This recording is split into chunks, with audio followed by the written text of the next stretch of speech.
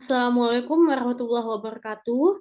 Yang terhormat Bapak atau Ibu dosen penguji, yang terhormat Bapak Boyke Rudi Purnomo, SE, MM, PhD, SC, CPF, selaku dosen pembimbing.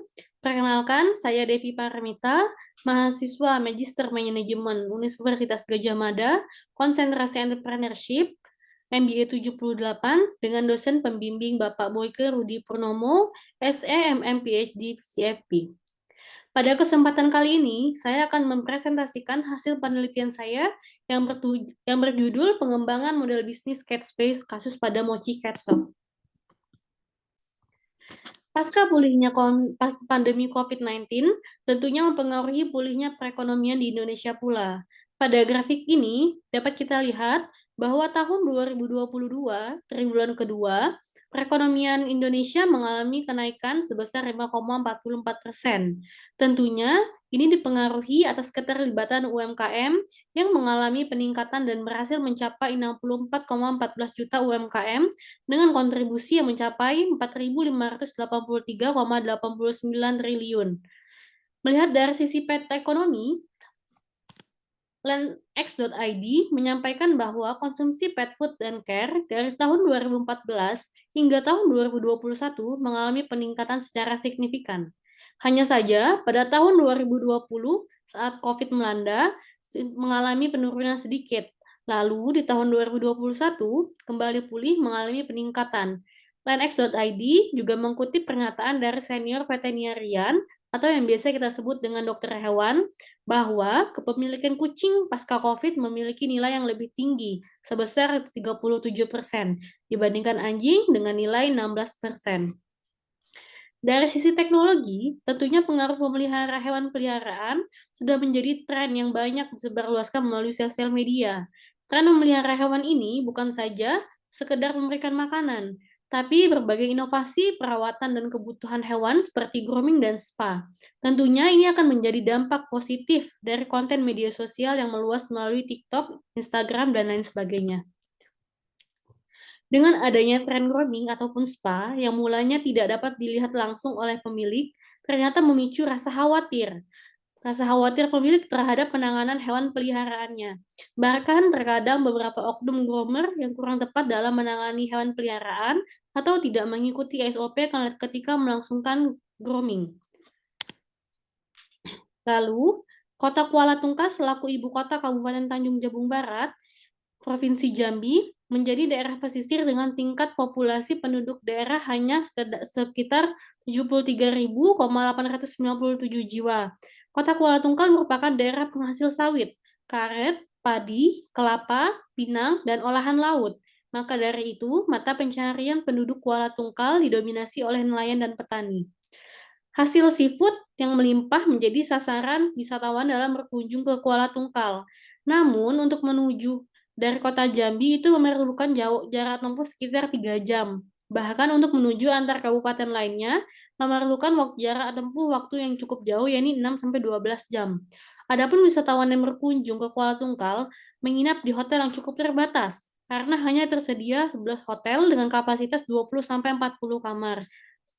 Dengan jumlah wisatawan per tahun itu sebanyak 7.910 wisatawan pada tahun 2021.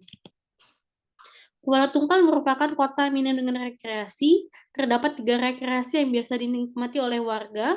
Yang pertama, kita bisa lihat di pojok kanan, Waterfront City, jembatan panjang yang berada di pinggiran Sungai Pengabuan, di mana Sungai Pengabuan yang bermuara di Selat Karapata Laut Cina Selatan ini dapat menemukan WFC itu cukup memerlukan waktu sekitar 10 menit saja dari perkotaan, di mana ini menjadi daya tarik wisatawan saat ini.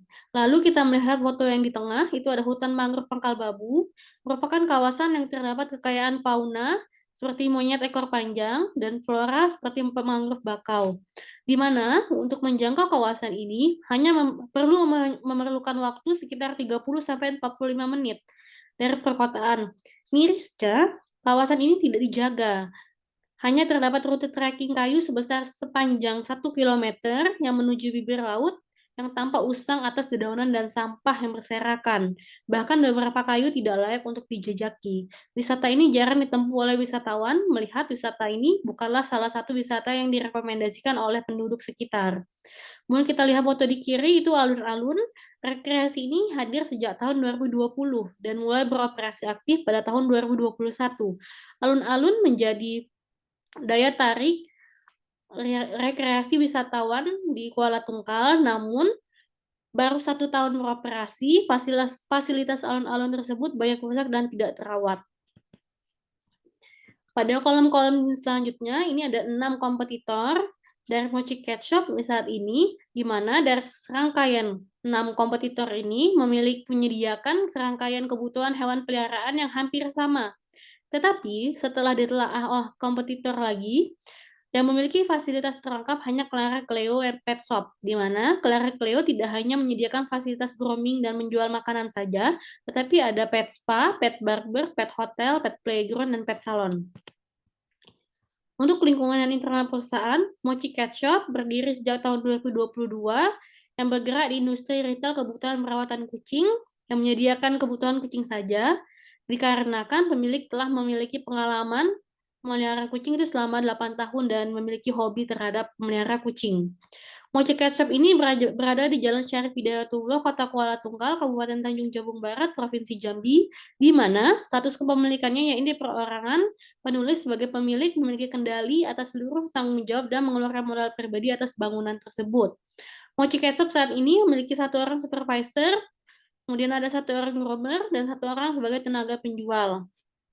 Adapun kelemahan dari Mochi Ketchup ini, di mana pemilik yang juga sedang menyelesaikan penelitian yang berada di kota Yogyakarta, tentunya berbeda kota dengan lokasi outlet yang berada di Jambi. Nah, di sini menulis kesulitan untuk mengelola dan memantau lokasi ketchup langsung, khususnya memantau stok dan pemasok. Kemudian, untuk perumusan masalah dapat dilihat di monitor ini, ada pertanyaan penelitian dan tujuan penelitian. Lalu membahas tentang bab 2, yaitu berkaitan dengan tinjauan pustaka. Tinjauan pustaka ini berkaitan dengan beberapa pendapat ahli yang terkait dengan pariwisata dan pet shop. Terdapat industri pariwisata, rekreasi pecinta kucing, kanvas model bisnis yang dikemukakan oleh Osterwalder and Bickner, yaitu 9 blok bangunan yang saling berhubungan. Lalu ada peta empati yang dikemukakan oleh perusahaan Visual Excellence, kerap kali dianggap sebagai profil pelanggan yang membantu memahami karakteristik pelanggan. Kemudian untuk bab 3, desain penelitian. Desain penelitian ini menggunakan metode kualitatif dan didukung oleh analisa kuantitatif, di mana pengumpulan data primernya yang pertama yakni wawancara dengan metode semi-structure interview, di mana di sini penulis melakukan interview kepada 1 orang pelaku usaha serupa, yakni Clara Cleo Pet Shop, 1 orang supervisor Mochi Ketchup, dan 2 calon potensial pelanggan. Kemudian yang kedua, melakukan survei dengan metode purposive sampling, di mana survei ini ditujukan kepada 38 responden. Lalu pengumpulan data sekunder, yakni berita, buku, media sosial, artikel, website, penelitian yang serupa. Lalu metode analisis data, yaitu menggunakan hasil survei yang pertama, menggunakan analisis parameter statistik, lalu hasil wawancara menggunakan analisis konten, lalu yang ketiga, uji kelayakan keuangan menggunakan NPV, IRR, dan payback period. Adapun tahapan analisis data melalui 3 fase, yakni fase pertama wawancara, dapat dilihat di monitor ini, lalu ada fase kedua survei. Fase wawancara yang dilakukan ini kepada supervisor Mochi, kepada kompetitor Clara Cleo, dan 2 calon potensial pelanggan, di mana hasil dari wawancara tersebut menjadi rancangan kanvas model bisnis dan peta empati. Lalu ada fase kedua, melakukan survei untuk menghasilkan perancangan peta empati. Lalu ada fase ketiga, yakni menganalisis uji kelayakan keuangan menggunakan NPV, IRR, dan payback period. Lalu, bab 4 membahas mengenai strategi dan rencana, di mana BMC kompetitor Clara Cleo ini menghasilkan kanvas model bisnis, yakni sebagai pionir kebutuhan dan perawatan hewan yang telah berdiri selama 20 tahun lamanya. Saat ini, Clara Cleo Pet Shop menyediakan perawatan terlengkap seperti grooming, pet spa, pet salon, pet cafe, pet barber, dan pet playground. Kemudian setelah melakukan wawancara, lalu penulis juga melakukan wawancara dengan pelanggan potensial, kemudian juga melakukan survei kepada calon pelanggan potensial yang menghasilkan peta empati.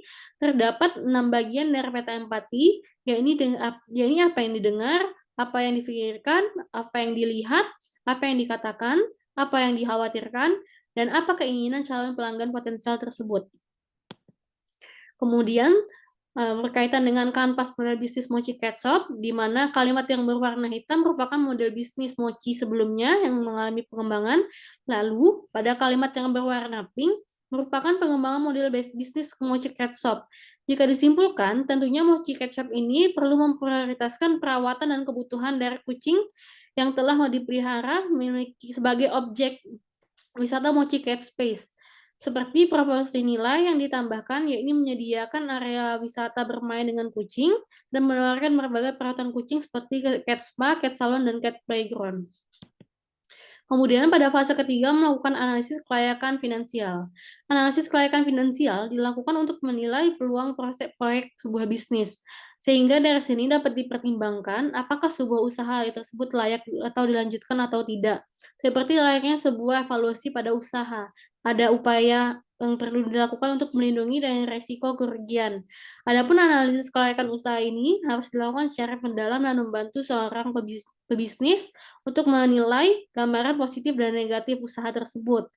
Adapun analisis kelayakan finansial ini dimulai dari NPV, kemudian yang memiliki nilai yang cukup baik dari skenario normal, optimis, pesimis, kemudian IRR juga memiliki nilai yang cukup baik, payback period juga memiliki nilai yang cukup baik, di mana ketiga skenario di monitor itu dapat diterima.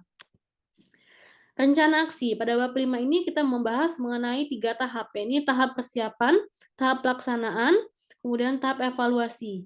Untuk tahap persiapan itu menyediakan pendirian bangunan dan isi ruang perizinan usaha, pencarian mitra usaha, karyawan internal, dan pembuatan SOP. Lalu yang kedua, melakukan tahapan pelaksanaan, itu melakukan pemasaran, kolaborasi bersama animal content creator untuk publikasi dan promosi, memberikan pelayanan dan informatif kepada calon pelanggan potensial.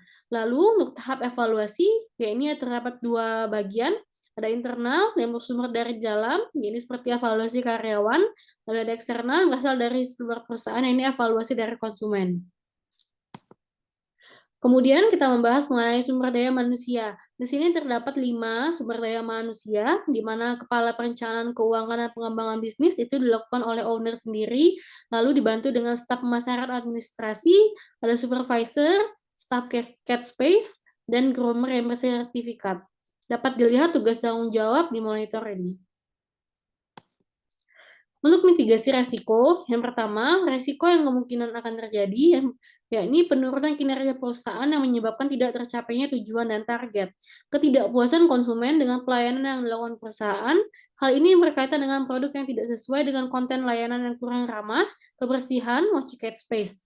Munculnya kompetitor yang sejenis memberikan penawaran lebih menarik bagi pelanggan perusahaan yang tidak melakukan pengembangan bisnis atau inovasi yang mengikuti tren sehingga produk mengalami ketertinggalan. Di mana di sini kami menyediakan strategi keluar terdapat 2. Ini pertama, meningkatkan penjualan dengan inovasi produk. Banyaknya masyarakat yang tertarik dengan berkunjungnya ke Mochi Cat Space ini karena pemasaran melalui animal content creator atau media sosial.